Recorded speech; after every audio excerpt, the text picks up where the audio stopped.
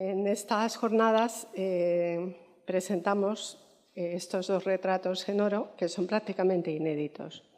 Representan a Carlos V y a otro personaje relacionado con su entorno, don Fernando Álvarez de Toledo, el tercer duque de Alba, conocido como el Gran Duque de Alba. Ambos son retratos medallísticos, es decir, representan efigies en busto con la cabeza en perfil dirigida, en este caso, hacia la derecha. Este tipo de retrato fue formulado en el Renacimiento para retratar a gobernantes y otros personajes ilustres en medallas, un género escultórico a la antigua, inspirado por las monedas romanas que los príncipes y los humanistas comenzaron a coleccionar en el siglo XV. Los escultores italianos fueron los primeros en desarrollar el arte de la medalla, cuyas imágenes e inscripciones canalizaron la propaganda del poder y las virtudes de los gobernantes de la Edad Moderna hacia sus contemporáneos y su fama hacia la posteridad. Es obvio que los dos retratos son restos de otros objetos o joyas, pero ingresaron en este estado en el museo, incluidos en la colección numismática del Museo de Antigüedades y Medallas de la Biblioteca Nacional, que, repetimos otra vez, sus fondos fueron trasladados a este museo arqueológico como fondos fundacionales por orden del Real Decreto de creación de este museo de 1867.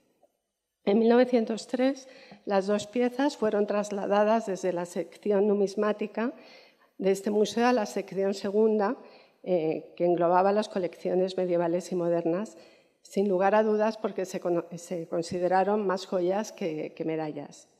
Ambas, por su iconografía y su calidad técnica, indican que pertenecieron a objetos creados en un contexto áulico, en concreto, como veremos después, por artistas que trabajaron para las cortes de la Casa de Austria, española o vienesa. El primer retrato es fácilmente identificable como el emperador Carlos V, si bien le falta la nariz y parte de la barbilla, dos rasgos esenciales de las efigies medallísticas, ya que ambos permitían identificar al personaje retratado y garantizar la eficacia propagandística de la medalla. Pero a pesar de que el perfil de Carlos V está incompleto, se puede reconocer el prognatismo que caracterizó a los Habsburgo y fue asociado al prestigio dinástico de la Casa de Austria. El emperador está representado como un héroe a la antigua, es decir, con coraza romana y coronado de laurel. El retrato, que mide aproximadamente 3 centímetros, fue realizado con un molde impreso sobre una lámina de oro, cincelado y recortado. Por el reverso muestra restos de alguna materia negra que puede ser un adhesivo. No lo hemos analizado. En 1847, Basilio Sebastián Castellanos lo describió como hojuela, refiriéndose a que está realizado en una lámina de oro. Y hemos encontrado una referencia en un documento de 1715 sobre las compras para la Real Biblioteca que realizó el padre Robinet, jesuita que fue el primer director de esta institución, que creó Felipe V en 1713 y que se convirtió en la Biblioteca Nacional de España en 1836.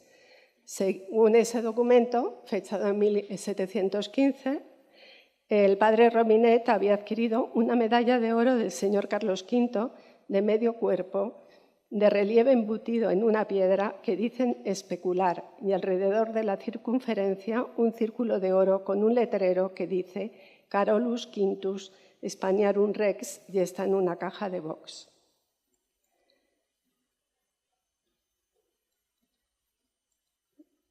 Me parece, perdón. Esta descripción nos permite reconocer en qué tipo de objeto estaba montado este retrato de oro, que debió ser un medallón similar al conservado en la Kunstkammer del Kunsthistorisches Museum de Viena. Muestra la efigie del emperador en lámina de oro recortada y rodeado por un cerco también de lámina de oro recortado y calado con la inscripción Carolus, falta la S, Quinto Aug Africanus, con algunas letras medio perdidas. Ambos elementos de oro están adheridos a una placa de obsidiana, Esa piedra especular a la que se refiere el inventario de la compra realizada por el padre Robinet, porque cuando la obsidiana es pulida adquiere las propiedades reflectantes de un espejo.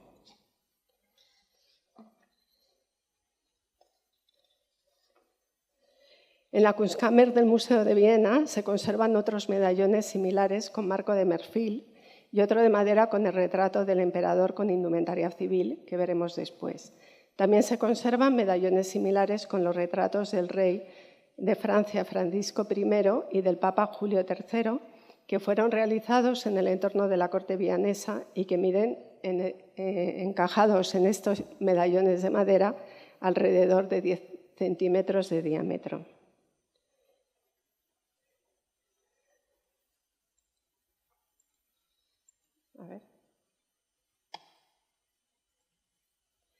Ciñéndonos a Carlos V, el emperador fue retratado en medallones a la antigua, con un sentido dinástico y propagandístico en variados soportes y tamaños.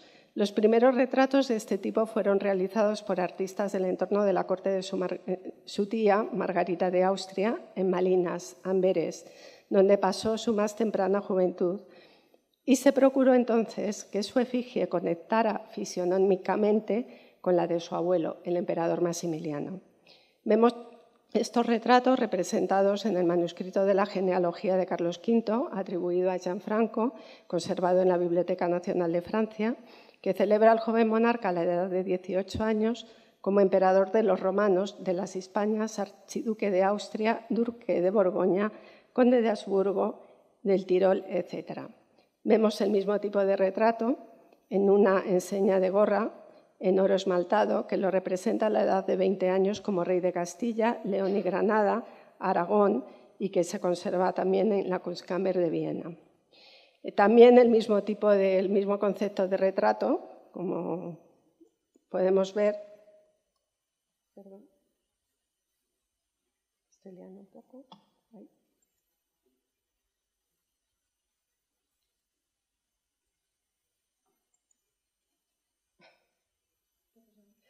Pues que me estoy liando un poquito con las diapositivas ahora. También vemos el mismo tipo de retrato, pero esta vez en perfil, en la medalla que fue acuñada por Durero en Nuremberg en 1521 para celebrar la primera dieta del imperio, que se celebró precisamente en esa ciudad. En todos estos retratos, sea el formato, bueno, el soporte que sea y el tamaño que sea, el emperador está rodeado, la efigie del emperador está rodeada por una inscripción u otros símbolos desarrollada en una orla entre dos molduras y, en el caso de la miniatura, entre coronas de laurel. En las décadas siguientes, a medida que el emperador envejecía, se le acuñaron medallas que reflejaban sus hechos y virtudes y sus triunfos, sobre todo. En las sucesivas iconografías de esas medallas también se han trasladado a medallones de diverso tipo. Por ejemplo, la iconografía de la medalla fundida en oro por Hans Reinhardt en Leipzig en 1537 fue trasladada al retrato de un pequeño medallón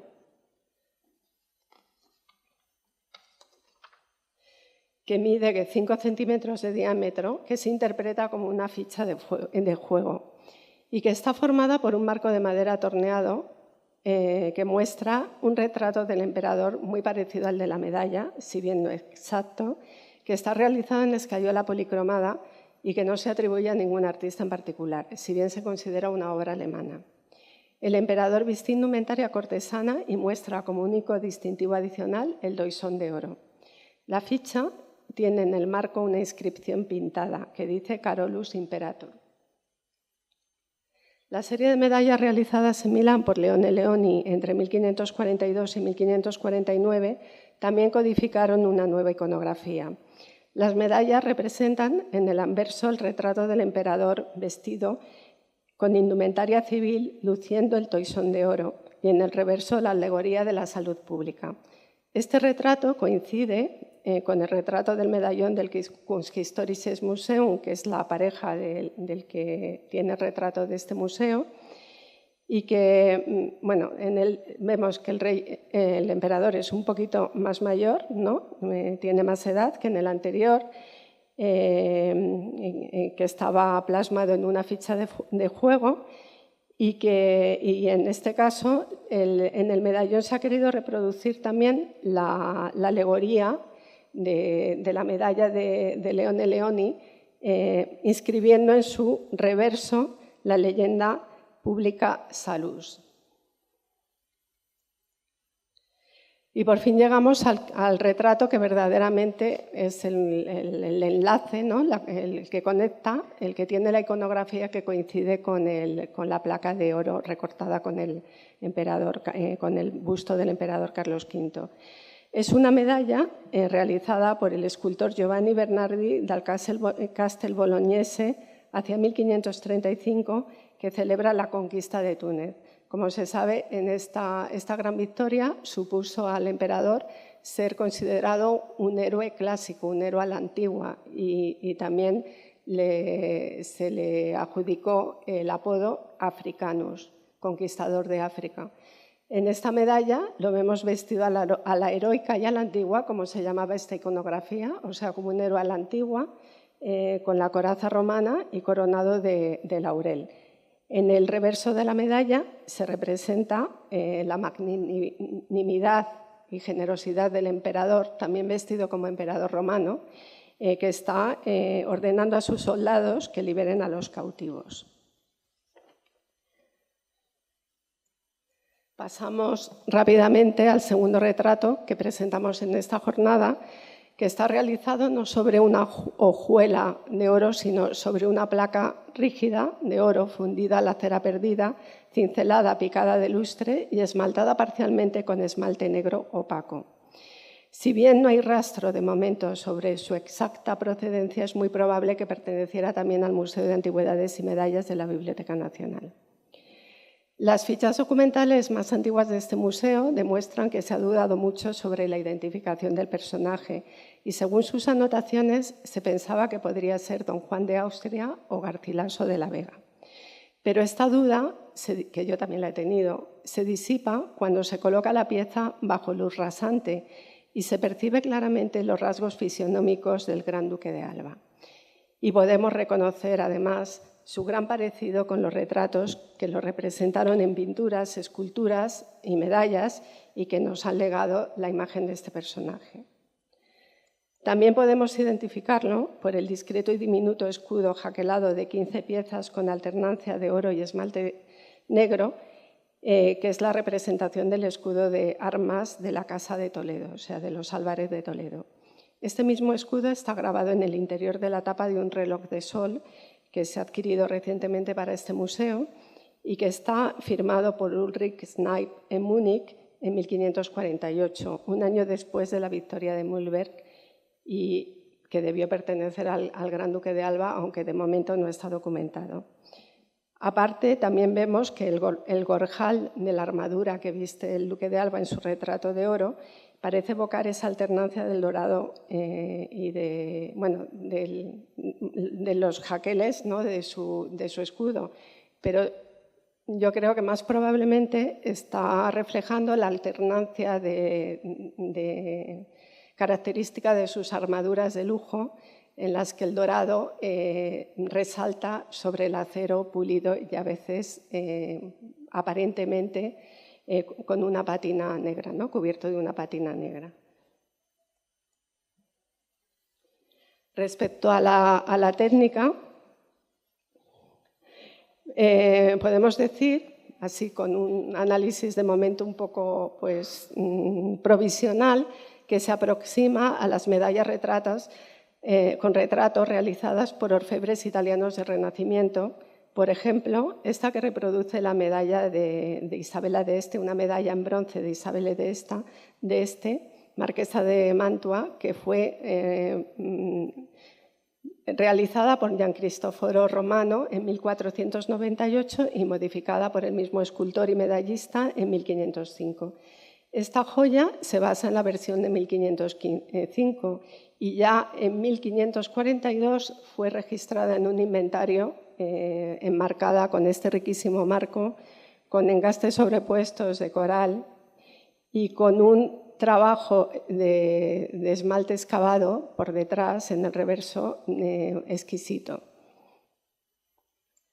También recuerda el retrato del duque de Alba a las medallas de presentación de oro esmaltado enmarcadas con mucha riqueza y colgadas de cadenillas que los emperadores, archiduques y príncipes del Imperio Sacro-Romano y las élites austríacas y alemanas se regalaban en las coronaciones o en acontecimientos significativos, incluyendo los familiares, no solamente políticos. Las fundidas por Antonio Abbondio, discípulo de Leone Leoni, y su hijo Alessandro son las que muestran un mayor parecido con el retrato del duque de Alba. Pero este no tiene una inscripción bordeando el retrato dentro de la misma placa, como suelen tener las medallas de presentación. Es complicado datar y atribuir el retrato en oro del duque de Alba en un autor en concreto, sobre todo porque carece de bibliografía y no ha sido catalogado hasta ahora. La fisonomía que representa parece situar su edad en lustros anteriores al año 1571, en el que el gran escultor Jacques Jongelin, flamenco, pero también discípulo de Leone Leoni, realizó para el duque de Alba una medalla, un busto y la gran estatua del duque de Alba venciendo al engaño para la ciudadela de Amberes, que fue al poco tiempo fundida. En mi opinión, este retrato muestra tal grado de... Bueno, que ya no lo ven, lo siento, pero el retrato en oro muestra tal grado de ductilidad plástica y calidad en el modelado y los detalles que se podría atribuir al propio Leone Leoni. El duque de Alba encargó al gran escultor los bustos de Carlos V, Felipe II y de él mismo para el Palacio de Alba de Tormes, donde estuvieron hasta la Guerra de la Independencia y acabaron después en la colección de la Reina de Inglaterra. Este retrato del duque de Alba, el conjunto de estos retratos se fechan en torno a 1555, los años, o sea, en el periodo en el que el duque de Alba fue gobernador de Milán. Respecto a las obras menores de Leone Leoni, se conocen algunas plaquetas, se conocen medallas y se conocen algunas joyas de mayor formato que el medallón que hemos visto. Pero no obstante, este escultor, formado como orfebre, aunque siempre aspiró a ser reconocido como un gran artista por medio de sus esculturas de gran formato, nunca dejó de realizar por encargo pequeños objetos preciosos. Y su habilidad como orfebre y como medallista le permitieron dominar la ejecución de bellísimos retratos en miniatura. Muchísimas gracias por su atención.